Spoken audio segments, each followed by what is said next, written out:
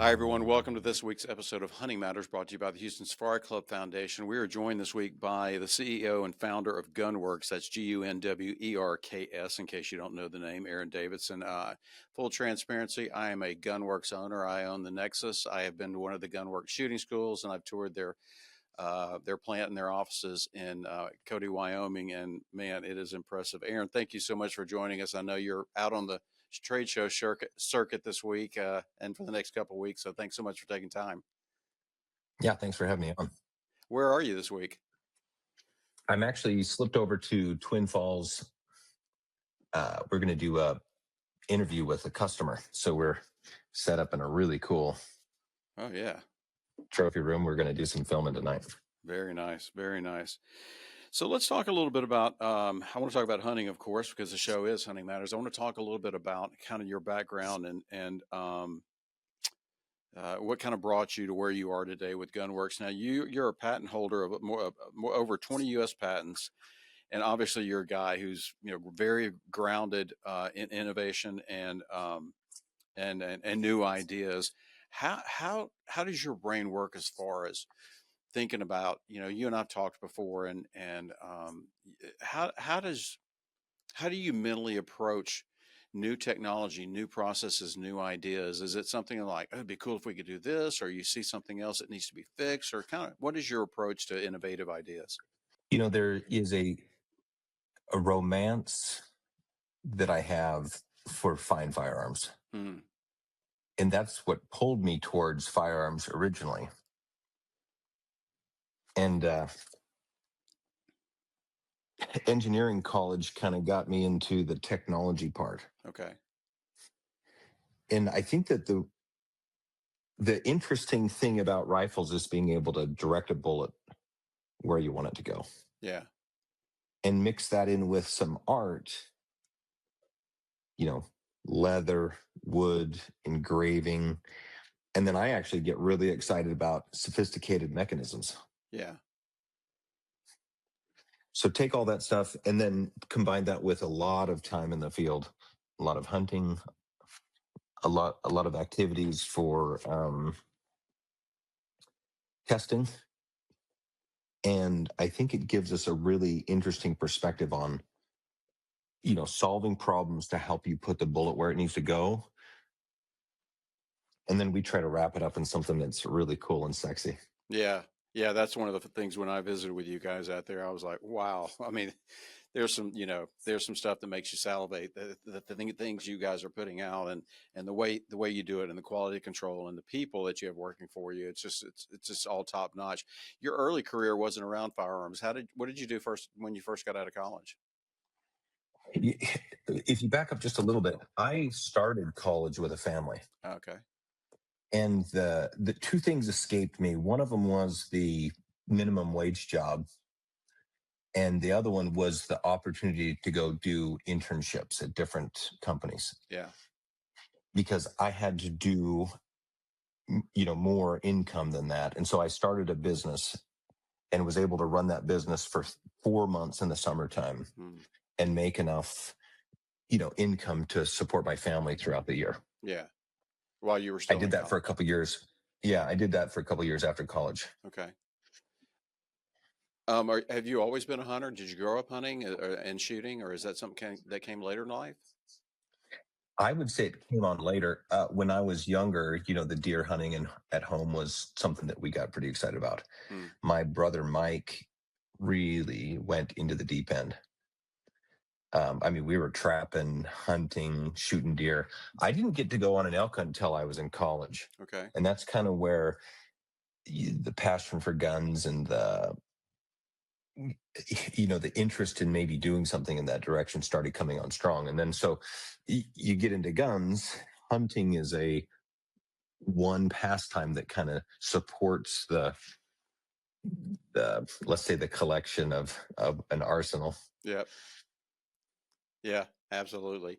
And having your background in engineering, obviously you guys are really focused on innovation and design. How did that, is that just something that was just kind of in your brain? You just took it and you applied the principles that you had learned, or did you I'm kind of trying to figure out the transition between being an engineer and getting into the firearms field. Well, it's really interesting. We celebrate 20 years this year. Okay. So 20 years ago in January, we started Gunwerks. And if you look back at the state of the industry at that time, there were no smartphones. There were no ballistic apps available to consumers on the marketplace. Just barely, we had started to see some laser rangefinders show up.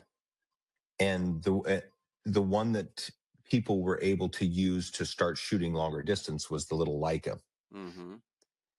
And so that innovation, that new tool, it essentially opened up the world of shooting at distance, because the science to calculate what a bullet's doing existed, but the ability to measure how far the target was very hard to come up with. Okay. And so that just for me, it just kind of opened up the possibilities. I remember pitching a business in my entrepreneurship class. I was an engineer, so I had this smart calculator and wrote like this small solver program that would predict the drop of a bullet. And I pitched a tool like this handheld calculator that you'd take to the range, you'd take to the prairie dog hunt, or take the hunt, and you'd range the target, you'd put your data in, and it would tell you what to adjust, and you would adjust a scope and shoot. And I remember the professor, he just laughed me out of the room. He said, "That's stupid. If I'm going to shoot prairie dogs, I'm going to shoot, see how far I miss, I'm going to hold up, and I'm going to shoot again." Right. Like he didn't understand the concept of being able to get that first shot done. Yeah, because that's the way it's always been done. We just shoot out there and see where it hits, and then we adjust way back when. And here you come. I got an answer to the problem right here. I can imagine the resistance you felt back then. I was always a hot rod guy. So in college, I had a big collection of hot rods, maybe like a dozen cars. And as I was raising that family, that last summer's dollars would start running about February. Yeah. I might sell one of those hot rods. Yeah. But I never would just like take the cash and put it straight towards expenses. I always say, well, maybe I can go buy a new gun and a scope. And then I had a reloading room set up, and I would set that gun up. I would bed it up. I would mount the scope, get a load for it. And I would go to the range. I'd get everything sorted. What I found was I got really bored really fast shooting small groups. Yeah. Once you found the best group the rifle would do, you're like, okay, well, now what? But there's this target out there at 400 or 500 yards. I'm like, now if I could hit that, that would be interesting. Yeah. And I think that was the real bridge that basically said, okay, you can make a gun shoot good, but can you hit that target? Capital Farm Credit understands that there's something about the outdoors that pulls you in. Could be the fresh air, the colors, the smells, the animals, the freedom. It's all just a part of who you are. And with our recreational land loans, you can purchase land for whatever outdoor pursuit you please. That way, the outdoors won't just be in your soul, it'll also be in your name. To learn more, visit capitalfarmcredit.com. Together, we're better. Yeah, at that distance. And, like you said, that many years ago, the only time you heard about people shooting, 1,000 yards, it was, snipers, military snipers and that sort of thing, the average man. And it's amazing to me how much that has changed over the years with the technology and things. When I first met you personally, you guys were introducing the Nexus system. So I was fortunate enough to come out and observe the Nexus development process. And when you guys were first introducing it. And so the latest one is the Endex system, I believe, that you guys have introduced, Endex Rifle System. Correct. Okay. So tell us, tell me and my audience, how is this unique from anything else in the industry and anything else you guys have ever done? Because I believe it's a big milestone for you guys. If you look back, our original rifle was an LR1000. Okay. And back then, what we were offering for technology and capability was so attractive. We were able to buck the two major trends. One of them was big ultra magnum 30s. And the other trend was light guns. And people were like, okay, fine, we can handle a heavier gun because this does things that I just can't even believe. And so that matured into from a more sporter, classic styled stock into a Magnus, which is a dedicated long range hunting product. Yeah. And then we were doing a Macmillan A5 to do like ELR type stuff. Okay. And so there was my 3 platforms. When we moved up to Cody, we started doing rifle stock manufacturing. And we chose, 3 platforms: Climber, Magnus, and Verdict. So we did a Gen 2 of the Magnus. Okay. And that kind of gives you the all-around sporter, lightweight hunter, then that all-around long range, and then a competition ELR.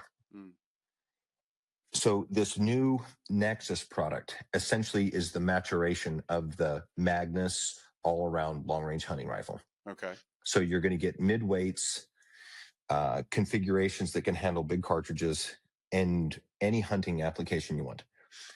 And the Endex essentially serves the purpose of that ELR competition and you could say chassis. There's a big demand for chassis right now. And it is, so let's say Legacy is Climber, Magnus, Verdict, and then our new NX platform has the Nexus and Endex. Okay. So that kind of keys you into there's one more coming in that family. Got it. When can you break it as to when we can expect the next one? This year. We'll have it this year. Cool. The Endex and Nexus feature the Gen 2 NX2 rifle action. And that rifle action is an aluminum receiver that accepts a barrel and barrel extension, and the bolt locks up in the barrel extension. And we call it user serviceable, basically a T25, couple screws to take the barrel action out, couple screws loosen up around the barrel extension. You can take it off, put a new one in, swap bolt heads if needed, swap magazines. You can go everything from 6 Creedmoor up to 375 Ruger. Yeah. Hunting Matters is presented by Copendero Indoor Archery Pistol and Rifle Range, your premier indoor archery pistol and rifle shooting destination. Located in Oak Ridge North, right next to the Woodlands, Copendero offers 2 25-yard pistol ranges, a 100-yard rifle range, and a 25-yard archery range. Whether you're honing your skills or just starting, Copendero has everything you need, including rentals, classes, a retail store, an in-house cafe, and a VIP lounge. Join Copendero today for an unmatched shooting experience. To learn more, go to copendero.com. When I was there for the Nexus rollout, it was incredible because you actually walked a bunch of us into a room and got us to assemble the rifles. And I was amazed. I mean, when a guy off the street can assemble a rifle under a guided instruction, it's one thing. And you look at the technology and the sleekness and you just have the normal average guy like me doesn't have any concept of the design and the trial and error that went through to do that. To develop a firearm such as that. But then we're in there in like 15 minutes, you can assemble this gun, with the right tools and of course with your guys standing over you. But it was just amazing that how easily you can break them down in the field if you need to or have to for cleaning or whatever reason. The difference between the Legacy and the NX2 is the Legacy is a Remington 700 clone. So kind of common, similar to what everybody's used to. Yeah. The NX2 is a full diameter bolt. So it's different. It's a ground up design. We designed every surface, every dimension from scratch. Yeah. And if you remember, that Nexus was delayed a year on that first one. Yep. When we introduced the Endex, we introduced the 2nd generation version of that action. Okay. And I hate to tell you this, but your Nexus features a Gen 1. And the Gen 2 is much improved. Well, I have no complaints, though, about Gen 1 because I'm knocking down all kind of stuff with it. Yeah. We didn't make them shoot any better, but the bolt lift is 40% lighter. Okay.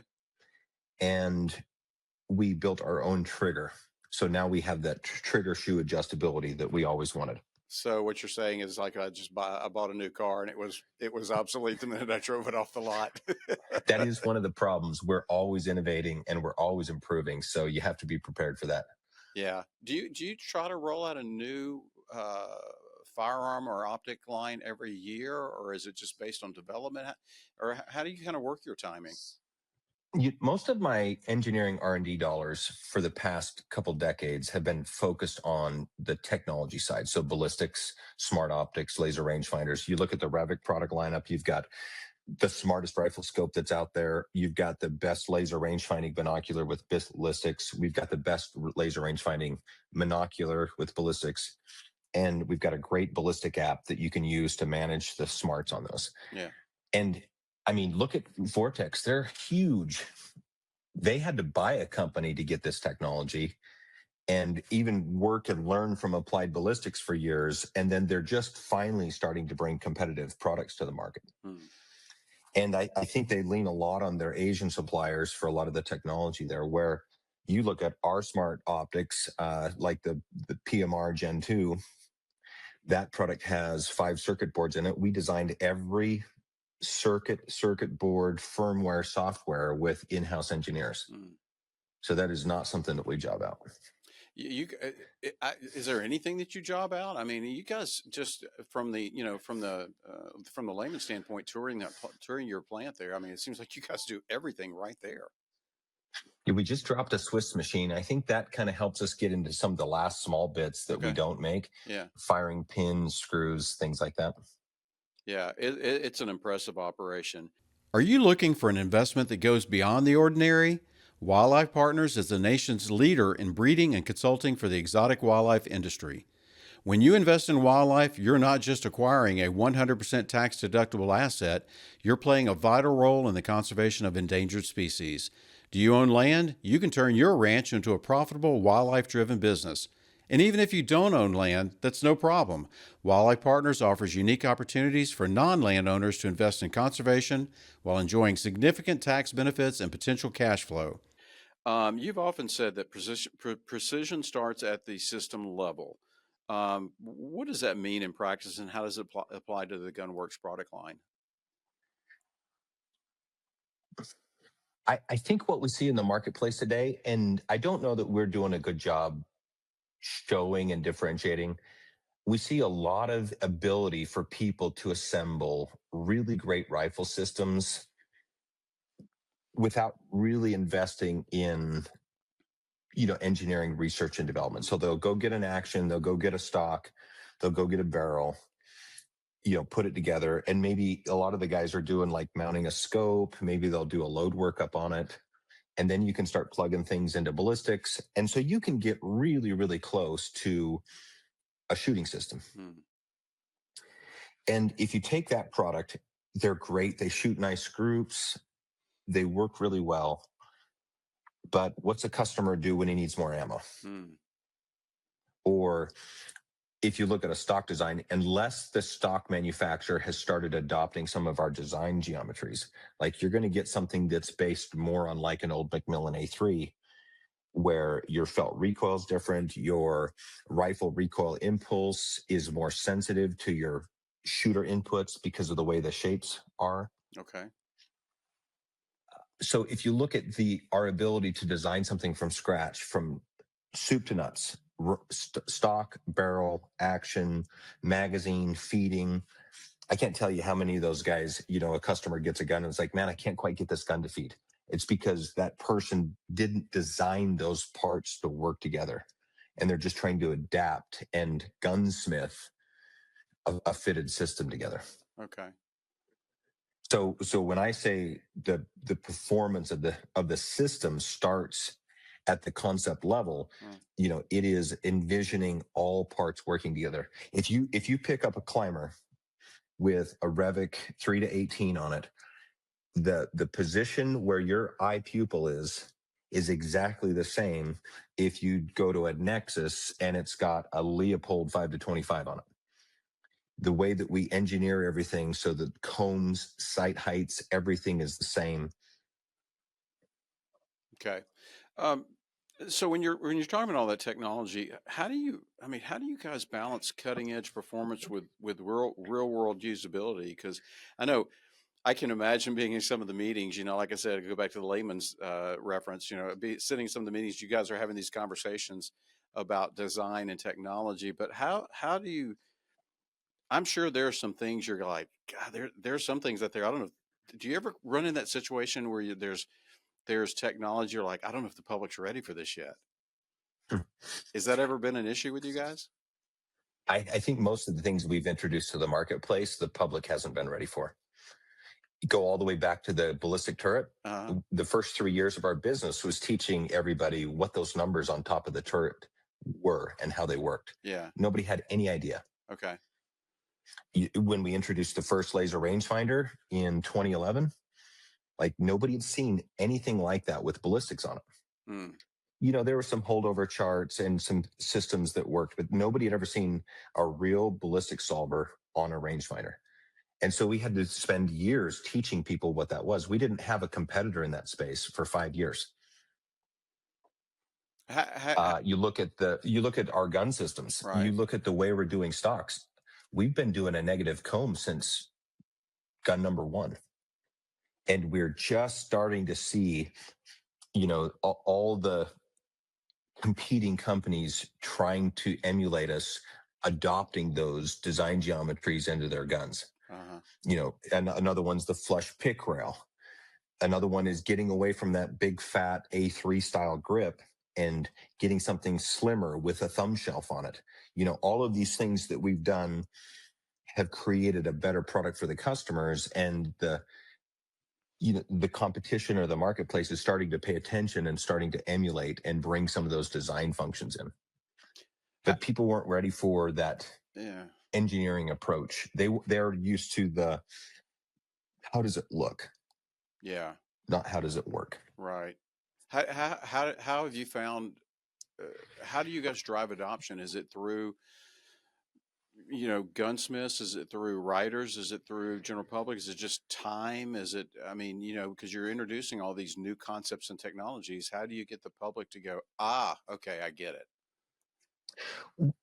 I used to be a little more prolific making content, and we produced a television show called Long Range Pursuit for over a decade. Okay. And essentially what it was self-filmed and produced, very basic, but it was demonstrating the equipment use in the field.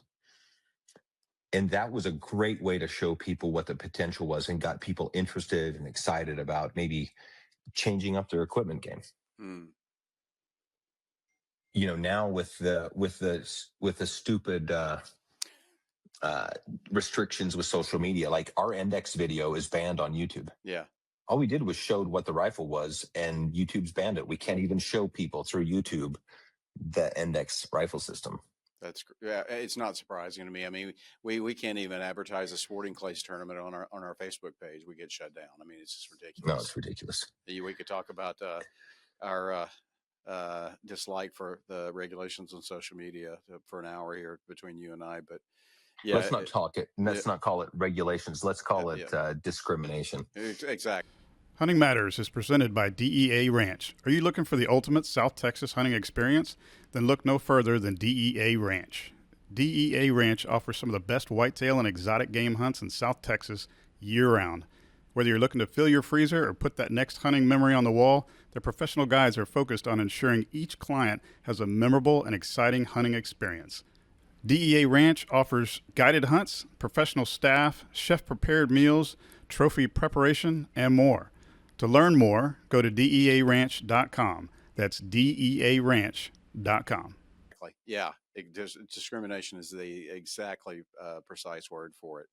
When you were working and you and your team were working on the Endex Rifle Systems, were there any surprises or aha moments that you guys came across when you were developing that system? I looked pretty bad on this one. I tried to get the guys to do a quick chassis product so that we could get to the market with a system that people could buy. And we all just kind of gagged on it. And we're like, you know what? We can't do this. We can't do the same thing everybody else does. Machino chunk, bolt an AR grip on it, and some terrible butt end.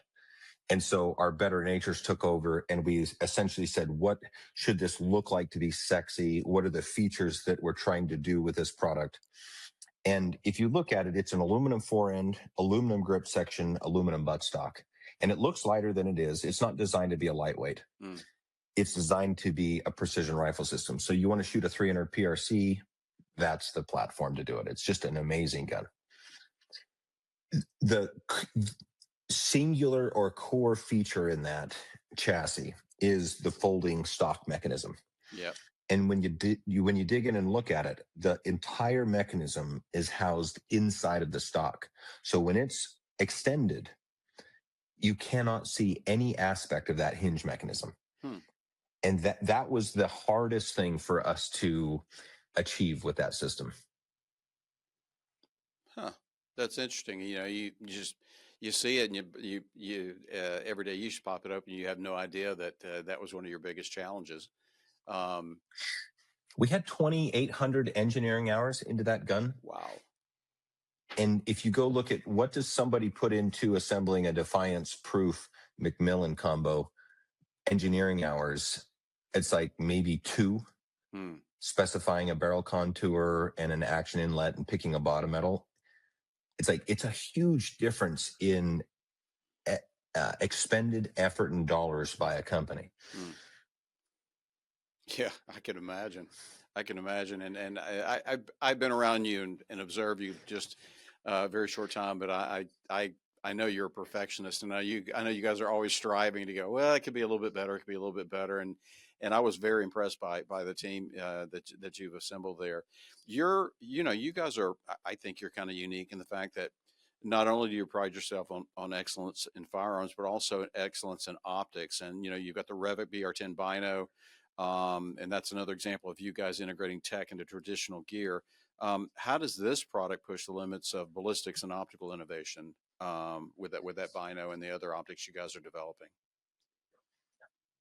I think the most important thing in, let's call it work streams for accurate rifle shooting. Okay. The most important thing is to understand how things get used in the field. And you see this in a lot of these technology products. It might be developed by some non-shooter, perhaps non-English speaker, right? It might be developed by a marketing person that's not really a hunter. Maybe they're a competition shooter, something like that. Yeah. You can see that in reticles. You can see it in user interface. I would say probably the best thing that we've done for helping people be successful in hunting situations is understanding the difference between base wind and vector wind solutions. And so when we first started doing ballistic turrets, we would put a wind hold on the turret. So you dial 500 yards, it might tell you to hold 2 or 2.5 minutes for a 10-mile-an-hour wind. Then you just scale it up and down. Essentially, that is a base wind solution. It's not doing spin drift, aerodynamic jump, headwind, tailwind, any of that. It's not telling you which direction to hold. You kind of have to process that. But with a little bit of practice, you can bracket your wind 0, 5, 10. You can call it left to right or right to left, and you can make that hold and put a bullet where it's supposed to go 6, 7, 800 yards. When you switch to a vector wind solution, you have to actually tell the solver what is the direction the wind is coming from. And as soon as you do that, now the solver can do all those other calculations, and it can actually tell you which direction to hold. And I think that's probably one of the most copied work streams, and will become the most copied work stream, is that function right there. The other thing that we've been able to do, because of some patents and because of intellectual know-how, is we've been able to make ballistic solvers that work in these rangefinders that also work with ballistic turrets. Oh. One of the biggest complaints about a ballistic turret is it's built for a specific shooting set of conditions and a specific flat incline, etc. If you go up into the mountains and now you're 10,000 feet, you got a 20-degree down angle, your ballistic turret doesn't work, at some distance. So our shoot to range, and now in the new BR10s, the Revic Smart range, it can actually assess the conditions. It knows what your turret's built for. It knows what the ballistic solution is. It will tell you an equivalent shoot-to range is what we call it. Yeah. So if your turret might be dialed to 720, the rangefinder says dial 720, but the target might actually be 830 yards. Huh. And with this new Revic Smart Range, we can also allow you to swap ammunition, suppressor on and off, with different zeros. Yeah. So you go to California, instead of re-zeroing your gun, you just change your profile, throw the copper loads in, and go. You don't have to shoot again. Really? Wow. Yeah. That's incredible. What a time and burden saver to be able to do that on the fly. Well, and think about factory ammunition. You get Yeah. one lot of Hornady match ammo, shoots great groups, and then you get another lot that's 100 feet per second faster, still shoots great groups, but to be accurate, you have to account for that 100 feet per second. Instead of having to re-laser a new turret, Right. you just put that profile in the ballistic app, and it just pushes over there, and it knows how to correct for that difference in speed. Nobody wants to imagine an emergency on a hunting trip, but when the unexpected happens, you want the team of medical and security experts at Global Rescue to be there for you. Global Rescue Operations Centers are staffed by experienced personnel, and you'll always speak to an expert on the first call. Global Rescue provides unparalleled capabilities to transport members to the hospital of their choice, not just the closest. So trade what-ifs for peace of mind with convenient travel services designed for the unexpected. Learn more at globalrescue.com/hunting matters.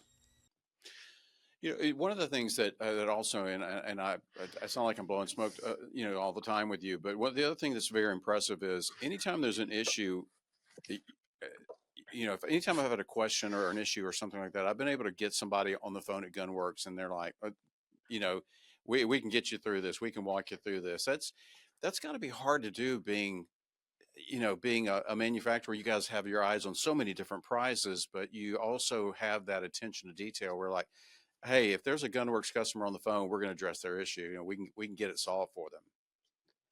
Well, if you think about what is the real prize is a satisfied customer. Yeah. But that's the prize. Yeah. So we've done a lot of on-mountain consultations. Yeah. Hey, I've got this deer. I've got this. I'm doing this. Here's the wind. It's like, what do I need to do to be successful here? Hold a minute. They'll set the phone down. I remember heard him shoot, and then everybody's happy, and he's successful. And I was a part of his hunt, even though I was 1,000 miles away. So you've actually answered customer service calls from the field? Oh, yeah. On more than one occasion? Oh, yeah.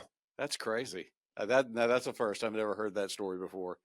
I've had no clue. So hold on a minute. Here's what I'm doing. I've got this giant animal in front of me, and I need help. You're not going to get one of those. If you could please hold, we'll be right back with you. That's crazy. So we actually have a different process for consulting on guns. I can build 10 billion different versions of our rifle systems. Yeah. We used to have an online configurator, and we were really torn about this, but we would let guys go build and configure, and we kind of realized that the options were overwhelming. I remember that. I do remember that. And everybody eventually ends up talking to one of our client advisors anyways. So what we do is we give you an idea for the intended purpose of a platform, kind of get you started down a funnel. You can understand what are the key differentiators between those platforms. And then we invite you to contact us to spend some minutes on the phone, share some information with us about what you really are trying to accomplish. And then we'll guide you to the right options so that you don't have to worry about spending $15,000 on a gun and getting it and say, oh crap, this is the wrong system. This isn't what I wanted. So my goal is always 100% satisfaction. If it's not right gun, we'll swap it out. We'll do something different. Yeah. Do you rely on feedback from users and testers in the field a lot, especially when you introduce a new system? I like to give product to people going on hunts because the engineers can go test and test and test, but people on a hunt can break stuff. So I really like the opportunity to put things in the field where you can stress test them, and if it can go wrong, it's going to go wrong. Yeah. But when it comes to are we going to do, we do what we want to do. We don't do what the customer wants. We do what we want to do, what we know is going to work, what we believe is going to help us be more successful. In the heart of nature, give your deer the nutrition they deserve with Record Rack deer feeds. The premium feeds support antler growth and overall herd health. Whether you're a wildlife enthusiast or a dedicated hunter, Record Rack deer feeds provide essential nutrients for a thriving herd. Choose Record Rack deer feeds for optimal deer nutrition. Visit recordrack.com to learn more. You've been in this world for quite a while now. If you had a crystal ball, how do you see, if you can't even describe it, because it could be the unknown, the future of precision shooting and hunting from the firearms and optics perspective? I mean, I know you guys always have a focus on the future. I mean, 10 years ago, you'd have never said any average Joe out of the box could shoot 1,000 yards. I mean, is there something big that's in the next realm of firearms and optics development that you're anticipating? Without divulging trade secrets, of course, but I mean, it's a really good question, Joe. Yeah. I think right now I'm really disappointed in our space and our people. There's a lot of people that espouse to be freedom-loving Americans that, support individual rights, but then they slip into the trap of getting on their moral high horse and trying to tell everybody else that they have to adopt the same beliefs and values that they had, which I think is completely evil. It's exactly what we hate about the other side of our country. Preach. So you go look at all go look at all the game laws that these guys are starting to introduce, trying to ban technology. And unfortunately, they're not getting smart people on these boards. They're banning a scope that has electronics in it. But if you can't ban a laser rangefinder, then you can't stop people from applying the technology. So why not lean into the smart scope and bring in education and bring in features and tools that help people understand what their limitations are? Yeah. And instead of saying, oh, if you shoot past 300 yards, you're unethical and you're an evil person. Yeah. Because that's so subjective and so wrong. Because who are you to say how I should enjoy and pursue the sport of hunting? Yeah, they try to flip the words ethical and unfair advantage, and it's just, and you and I are on the same page on this, because I see we're humans. We're humans. We're apex predators. Yep. There is no fairness. Yeah. Yeah, and you've got these we own it. And you've got these people that are appointed to state boards and state panels and things that have never stepped in the field. And that just continues to baffle, confuse, and alarm me. Or you have people that are hunters that hold their own beliefs and say, well, I'm going to impose all of my beliefs on everybody else. Yeah. Like it's one thing to be ignorant. Right. That's one thing. But to be a holier than thou, person that wants to impose your will and values on everybody else, rather than, saying, hey, look, here's what I believe and here's why. If you want to believe with me, then I'm glad to, share with you. Mm-hmm. Instead of, here, we're going to pass a rule that inhibits somebody else's rights. I'll tell you what it really is. If you look at the left right now, you have some very insidious people that manipulate, let's call them useful idiots like Stalin did, to implement their agenda. And they let people believe it's because of some value or feeling or emotion, but they really have some other agenda in mind. What's going on here is we have a whole bunch of game agencies that generate their revenue and buy their buildings and buy their trucks by selling more licenses.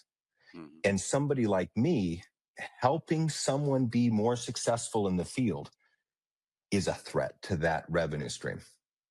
And so they view technology and increased success rates as a threat to their budgets and their livelihood. And they use useful idiots that are like, well, that's not fair chase, or I don't believe in that, or, shooting over 200 yards is unethical, or whatever the argument is. Yeah. They use those people and their emotions, and they're easily led into championing these things that are not right for the rest of us. So that's a long diatribe. Sorry, you hit No, a subject there. I wanted to hear it. And I think what we're going to see for technology Yeah. is we're going to see regular scopes in use that you dial. Yeah. They're not going to be able to ban that. Right. We're going to see separate laser range finding and ballistic calculator tools that still do all the same solutions. And we'll see just some refinement of that. Yeah. For us personally, focusing on excellence of manufacturing, excellence of optical performance, onshoring some manufacturing, those are going to be big drivers for us over the next decade. If you look at the rifle side, we're getting on top of some engineering and we're building momentum on rifles and rifle technology. Yeah. I think we're going to see some innovations in receivers and, the function of feeding and ejecting a rifle. That'll be interesting. We've been making barrels for 5-6 years. We're ready to embark on some innovation and development there. Maybe some new cartridges, bullets, etc. That's awesome. Yeah. So you're looking at the whole spectrum of, as they say, nose to tail, you're looking at every aspect of it.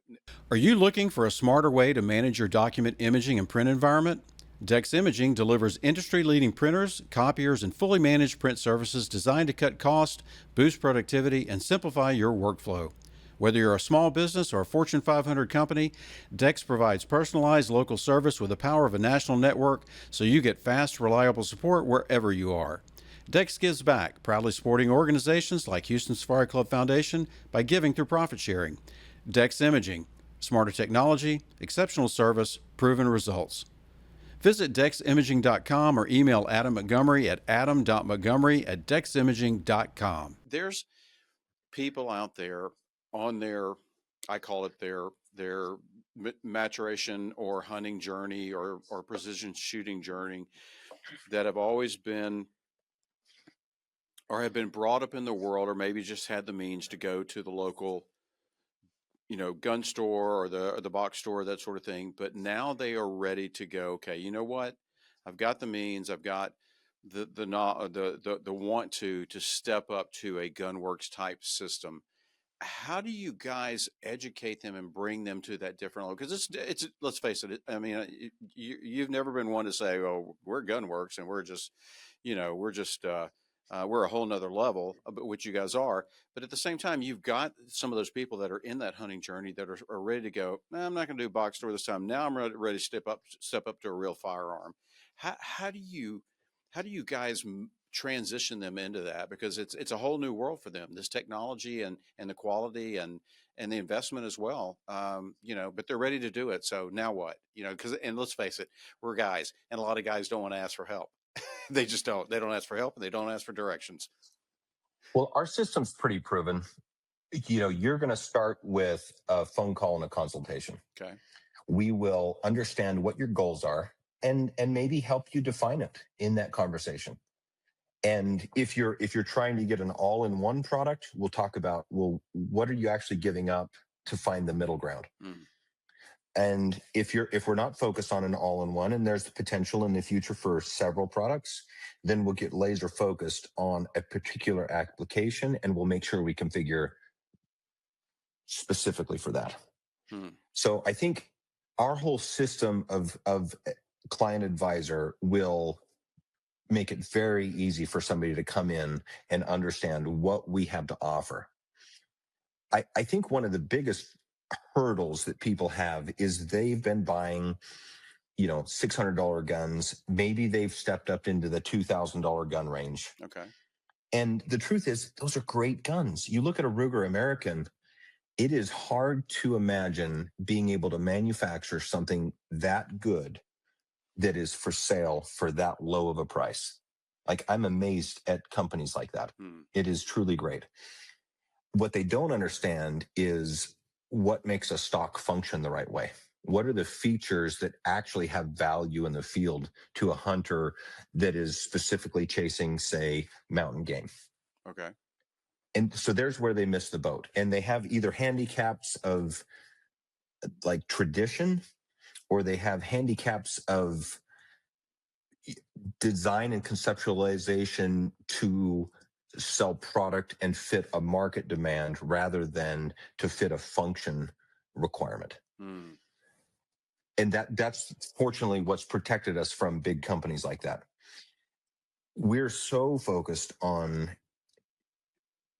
I mean, we try to do a good job of costing, but we're so focused on, we have to deliver this result and this product and this experience. And then we've sought out the customer who is willing to pay for that. Yeah. And you know this, the last 10% can sometimes cost more, much more than the first 90%. Mm-hmm. And we're so focused on delivering that full 100% product that, we've ended up at a higher price point. But what a lot of people don't understand is, you look at all the cool things in the marketplace right now, and I'm going to claim origination. Yeah. Now, I'm not saying that people wouldn't have got there first, but it's very easy to come second or third. Sure. And it's very expensive, and it's very hard to push the industry to change and to bring the industry along with. And if you look at where is the smart rangefinder today, it's amazing. We started that in 2011. Yeah. Who made that happen? Right. It was our customers that were willing to spend $1,800 on that BR2 instead of $300 on the Bush. Gunwerks just launched a new rifle system. It's called Endex. It's sized for adventure and engineered for extremes. With barrel lengths as short as 16 inches and a folding stock that collapses to an ultra-short profile, the Gunwerks Endex fits nicely in a UTV, a float plane, or across the seat of your truck without sacrificing accuracy. The Endex features a built-in ARCA and pick rail for use on tripod or bipod, and a night vision rail to ensure you're ready for any scenario.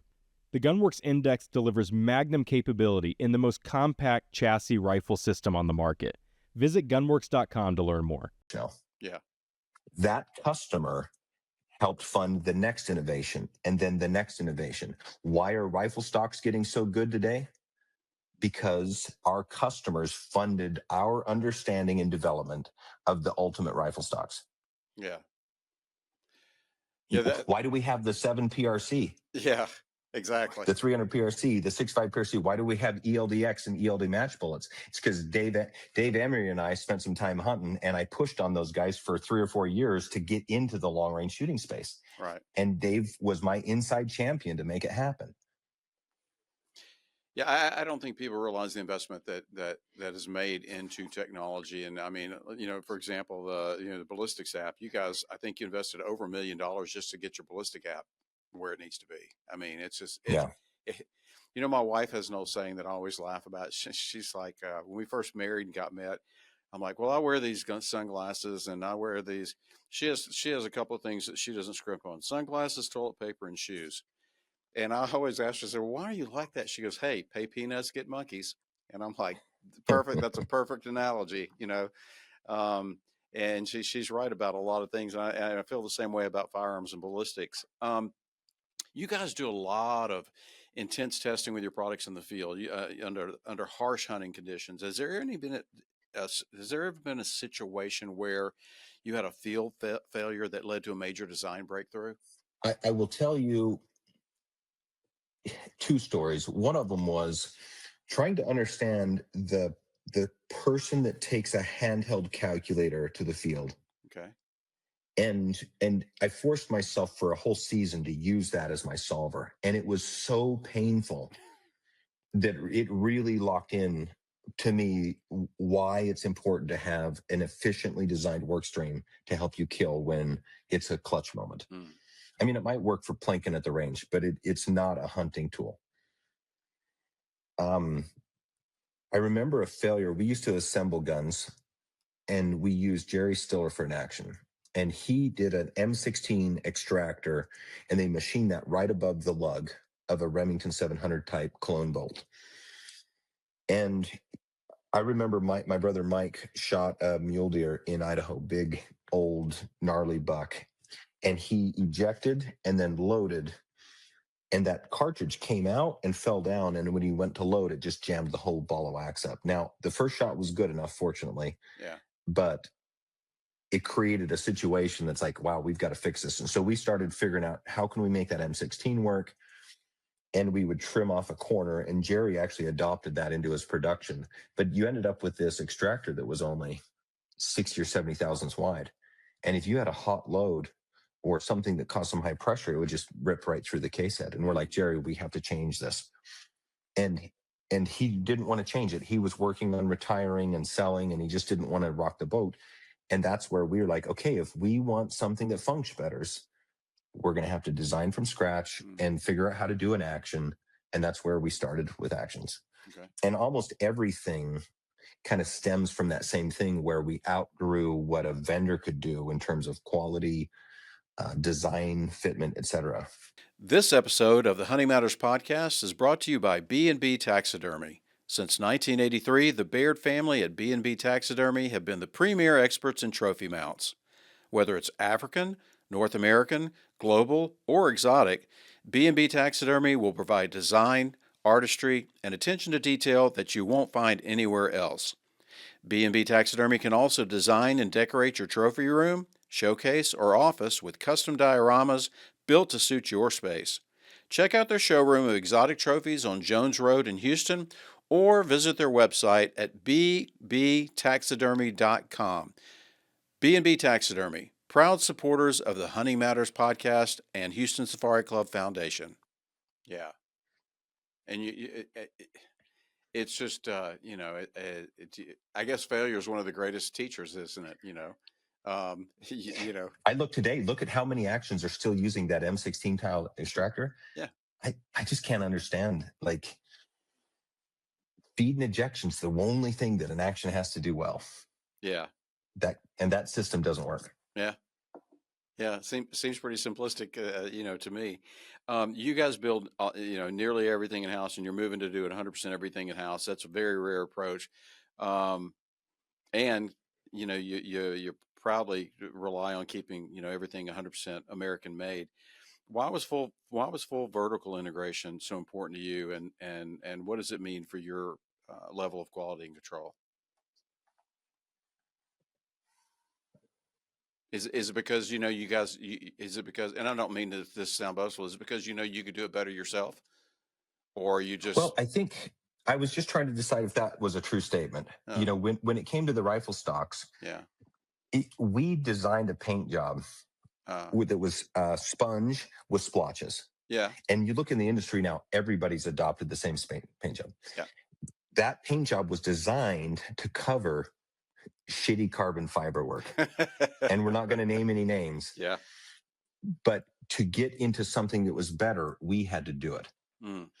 And so we got better finishes, and we could actually do a full carbon fiber look, which you couldn't do and still can't really do in very many places. And if you look at our rifle stocks, the Climber Magnus Verdict, there's very hard edges. Mm-hmm. Hard edges are almost impossible to do in carbon fiber layup.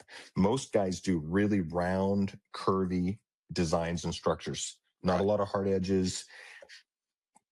And those are really easy to do. So that was something that we needed to do ourselves and figure out how to do ourselves. You look at barrels, same thing. It's like you've got 6 or 7 month lead time on your product. You've got all this whip, all this inventory, and then you get into a batch of guns that aren't shooting.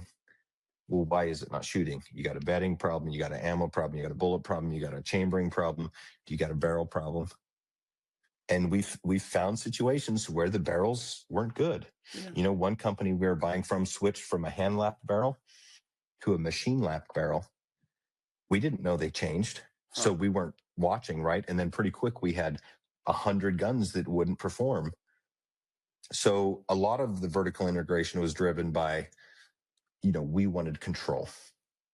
Yeah. It was super important for us to deliver when a customer needs it and to deliver the quality that the customer is expecting.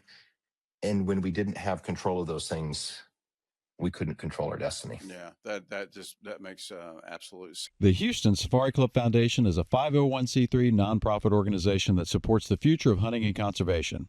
Wildlife and habitat conservation, youth education and outdoor experiences, scholarships, and anti-poaching efforts are just a few of the programs supported by this organization. Monthly events, an annual convention, award-winning publications, networking opportunities, and valuable resources for hunting knowledge are just a few of the benefits of being a member of Houston Safari Club Foundation. If you're searching for a group of people dedicated to protecting the future of hunting, look no further. Join Houston Safari Club Foundation today at wehuntwegive.org or call 713-623-8844. I think people don't realize that these guys that make barrels, they're actually mass producers, just like a Ruger. Right. They shoot a few of their barrels. Most of those guys are shooters, but they make 10,000 barrels. Maybe 100 of them got shot.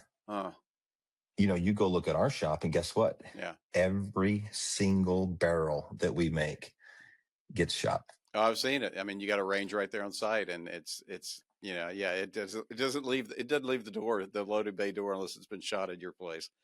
It's pretty crazy. And I applaud you guys on that attention to detail and quality.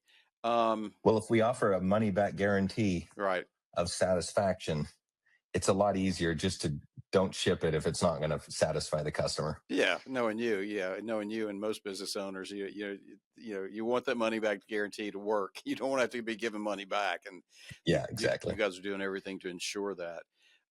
As we wrap up, let's talk about a couple of fun things. I know right now it's show season and you're not doing a lot of hunting, but you got to have something. What's the next big thing? Because here's what I find cool about Gunwerks. There's firearms, there's optics, there's shooting schools, there's training programs, there's things you guys combine shooting schools with pronghorn hunts and other things like that. What's the next hunt that you're looking forward to? My son Derek works with me, and he has taken on this. We do reserve hunts, kind of like a limited exclusive hunting thing. We do some hosted hunts and some content generation. And he's our outfitter liaison and a few other things. He's really doing well. But he's figured out that if he books me on a hunt and gets me to go, he can kind of tag along and be a part of that. And so he's been pushing really hard to keep the schedule full. So this year we're doing Spain in March. I'm taking my wife to South Africa with some friends, and we're doing our traditional hunt with John X Safaris. It's the magnificent place to go spend time and shoot great trophies and have a great experience. And then we're going to do Mongolia in August. And if the world hasn't turned into World War III, we're doing Russia in December. Bear or moose? Everything. Everything. That was a stupid question, knowing you. We're going to shoot everything. Folks, Aaron Davidson, the founder and CEO of Gunwerks, has been with us today. I'm going to give you guys the website, gunwerks.com. That's Gunwerks, and revicoptics.com. That's REVICOPTICS.com. Check them out on their website. It's amazing the stuff that they're doing and constantly innovating. And of course, they have all the usual social media channels that they hadn't been banned from yet. But Aaron, really, really appreciate it. I know you're traveling, so I really appreciate your time and spending time with us on the Hunting Matters podcast this week. Well, thanks for the kind words. I really appreciate that. We work really hard, and it seems like we don't really get much ahead. Yeah. Feels like a startup 20 years in, but it's very important to serve our customers and to live up to our reputation. Yeah, but you'd be bored if you weren't running 100,000 miles an hour and it wasn't like a startup, because I've seen you in action. I've seen you walk through the plant and kind of look at something. There'll be a small piece of a part or something or halfway across the floor, and you'll look at it and go, you call people over, let's take a look at this. And that was even just during a tour. So I know you're a perfectionist, but thanks again, man, and keep up the great work, and congratulations to you and your team once again for coming out with so many cutting edge products. Thanks, man. Keep your eyes peeled. We got some good stuff coming. I'm excited. Take care. Folks, we'll see you next week on the next edition of Hunting Matters, brought to you by the Houston Safari Club Foundation. Take care and have a great week. Hunting Matters is a Houston Safari Club Foundation production. Please rate, review, and subscribe wherever you listen to podcasts. For questions or more information, email us at info@wehuntwegive.org.